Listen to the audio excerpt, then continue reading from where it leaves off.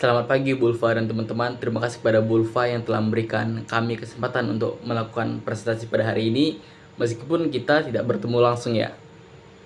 Kebanyakan orang pasti berpikir administrasi itu tentang surat menyurat atau tanda tangan. Tapi coba kita lihat perusahaan besar di luar sana seperti Google, Apple, Amazon. Mereka semua memiliki satu bersamaan. Ada yang tahu itu apa? Ya benar, sistem administrasi yang luar biasa. Mereka mampu mengubah kekacauan menjadi sebuah harmoni. Nah, sekarang kami akan menunjukkan solusi dari kami bagaimana kami mengubah sistem administrasi di loket KPP yang sebelumnya ramai, kini kami berusaha untuk meminimalisir antrean di loket KPP. Kepada pemateri pertama, saya persilahkan. Halo, saya Restumanuel Novenda Hutapea sebagai pemateri pertama. Di tengah era global sekarang ini, kehadiran sosial media menjadi bagian yang sangat penting bagi masyarakat. Pertukaran informasi dapat kita temukan lewat sosial media, seperti TikTok, Instagram, Facebook, atau aplikasi lain. Tak heran banyak masyarakat yang lebih percaya pada informasi yang beredar di media sosial, karena sajian yang menarik dan mudah dipahami. Untuk itu, kami memberikan upaya yang efektif terkait masalah antrian panjang pada KPP lewat konten edukatif yang kami bagikan melalui sosial media. Nah, dari video-video edukatif inilah masyarakat mendapat informasi dengan tanggap dan menjadi solusi yang tepat di era globalisasi ini.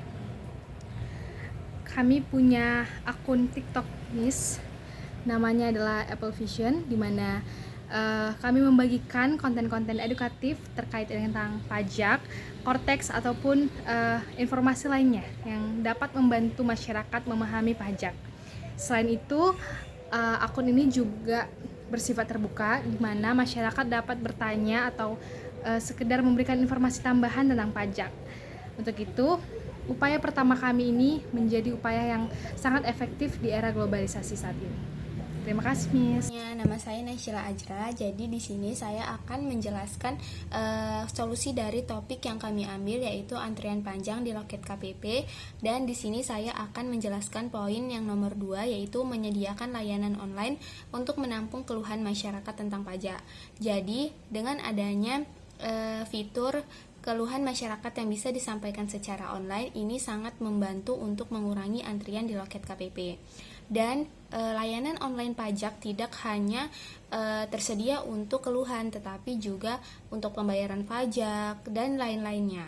Fitur-fitur yang dapat kita gunakan itu sangat banyak di layanan pajak online atau sekarang yang kita sebut dengan Cortex. Dan dengan kita menggunakan Cortex ini itu sangat-sangat mempengaruhi antrian panjang di loket KPP. Jadi dengan gadget saja kita sudah bisa membayar pajak ataupun menyampaikan keluhan kita tanpa harus kita datang ke loket KPP. Terima kasih. Perkenalkan, nama saya Silinggra Ciarini, saya sebagai pemateri ketiga. Solusi ketiga yang bisa dilakukan adalah mengupgrade layanan Cortex agar terhindar dari masalah lemot. Langkah-langkah yang bisa dilakukan meliputi yang pertama adalah meningkatkan kapasitas server dari web Cortex agar sistem tidak gampang lemot saat banyak orang mengakses, terutama di saat masyarakat sedang membayar pajak di masa-masa tenggat. Yang kedua, melakukan pembaruan software secara berkala untuk memperbaiki bug dan meningkatkan performa sistem. Yang ketiga, memperkuat jaringan keamanan dan konektivitas data agar proses input dan verifikasi data berjalan dengan lancar tanpa ada gangguan. Yang keempat, menambah fitur monitoring otomatis supaya tim teknis bisa tahu lebih cepat jika ada gangguan sistem dan segera memperbaikinya. Saya Satria Derasya Saragi sebagai pemateri keempat. Solusi berikutnya dari kelompok kami untuk mengurangi jumlah antrean panjang di loket KPP, yaitu dengan cara menambahkan sistem notifikasi pada website pelayanan pajak, tentunya untuk pengingat para wajib pajak. Antrean panjang di loket KPP ini sering terjadi seperti pada saat mendekati hari-hari atau pada saat pelaporan SPT tahunan wajib pajak orang pribadi atau badan, akibat dari keterlambatan para wajib pajak ini sendiri. Nah, tentunya dengan adanya notifikasi di website pelayanan pajak, orang-orang dapat mengetahui batas akhir laporan pajak mereka, dan juga mereka dapat melakukan perencanaan kunjungan ke kantor pajak dengan lebih baik. Oke, jadi kesimpulannya kami memiliki 4 solusi untuk diterapkan di sistem administrasi Loket KPP. Yang pertama, kami akan membuat konten edukatif supaya masyarakat lebih mengetahui tentang pajak. Terus yang kedua, menyediakan layanan untuk mengeluhkan tentang permasalahan pajak yang ada. Yang ketiga, mengupgrade layanan Cortex supaya ketika diakses itu enggak lambat.